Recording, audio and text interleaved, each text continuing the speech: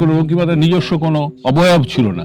এখন ঘাটশিলাতে রঙ্কিনী মাতার মন্দির দুটো, একটা আচ্ছা। জাদুঘরাতে, একটা রাজার মন্দির। সেটা হচ্ছে এই থানার কাছে যে মন্দিরটা আছে।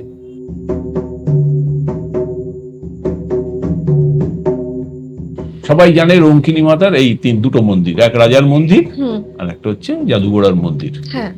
কিন্তু আর একটা মন্দির আছে, আচ্ছা। সেই মন্দিরটাও রঙ্কিনী মাতার। আর সেই মন্দিরের আর একটা মজার কথা হচ্ছে, সেই মন্দিরটা প্রতিষ্ঠা করেছেন এক বাঙালি ভদ্রলোক। আচ্ছা। ভদ্রলোক বলো কি সন্ন্যাসী বলো, ওখানে বিনয় দাস বাবাজি বলে তাকে সবাই জানে। ভাগ্যক্রমে আমার সঙ্গে তার দেখা হয়েছে, কথা হয়েছে। উনি এখনো ভালো করে শুনতে পান না, চোখে ভালো দেখতে পান না, কিন্তু সচল ঘুরে ঘুরে বেড়ান। সেই মন্দিরে আমি গিয়েছি, দেখা হয়েছে। তখন এইগুলো দেখে আমার মনে কতগুলো প্রশ্ন জেগেছে। এই যে বিনয় দাস বাবাজির আসল নাম হচ্ছে বিনয় ভট্টাচার্য। আচ্ছা। আটগাঁও বলে একটা গ্রামে সিলেটে শ্রীহট্ট থেকে উনি এসেছেন। তো ওই সময় শ্রীহট্ট থেকে বা সিলেট থেকে একটি বাঙালি ছেলেই বলবো, উনি যখন এসেছিলেন তখন তো নিশ্চয়ই ছিল না, এখন 110 বছর বয়স। 110 বছর বয়সে উনি এখনো ঘুরে ফিরে বেড়াচ্ছেন।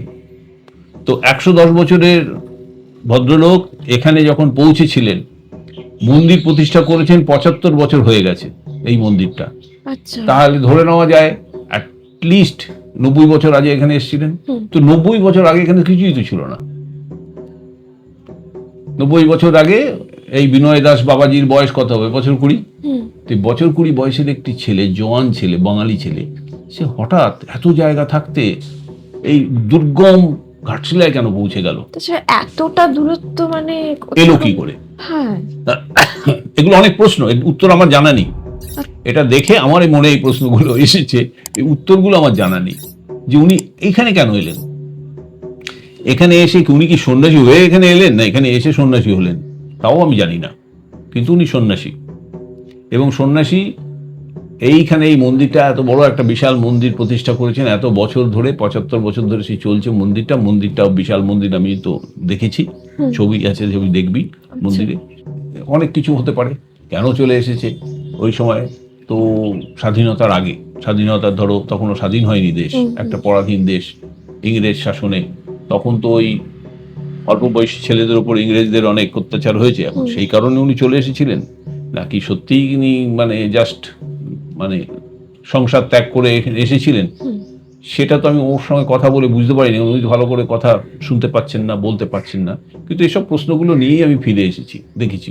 তখন কি সেভাবে বাঙালিদের বাসস্থান হিসেবে ঘাটছিল? তখন বাঙালিদের বাসস্থান হিসেবে বুঝতে হবে, সেই পিরিয়ডটা ছিল ব্রিটিশ শাসনে।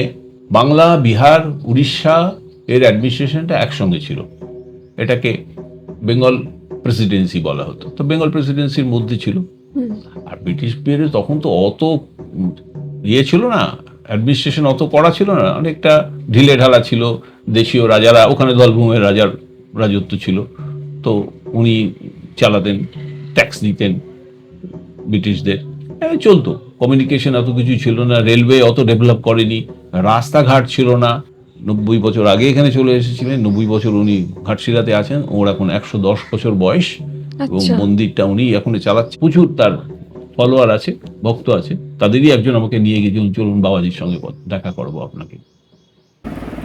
না, এটা তো একটা বড় ব্যাপার না। আপনি তো শ্রীহট্ট থেকে এসেছেন, শ্রীহট্ট থেকে এখানে পুরোটাই। ওনার বয়স এখন 110 বছর, ভাবা যায়? 110 বছর বয়স। বাংলাদেশের শ্রীহট্ট থেকে এখানে এসেছেন, তখন এখানে জঙ্গল ছিল, আর পুরো উনি পায়ে হেঁটে এই নদী সাঁতরেও পার হয়েছেন। আর এই মন্দির টন্দির উনি নিজে তৈরি করেছেন। 75 বছর ধরে চলছে এই সমস্ত কর্মকাণ্ড রঙ্কিনী দেবীকে নিয়েই নিয়ে। এবং তখন সেই পুরনো গল্প উনি বললেন যে রঙ্কিনী দেবীর ওখানে নরবলি হতো, জঙ্গল ভরে গিয়েছিল।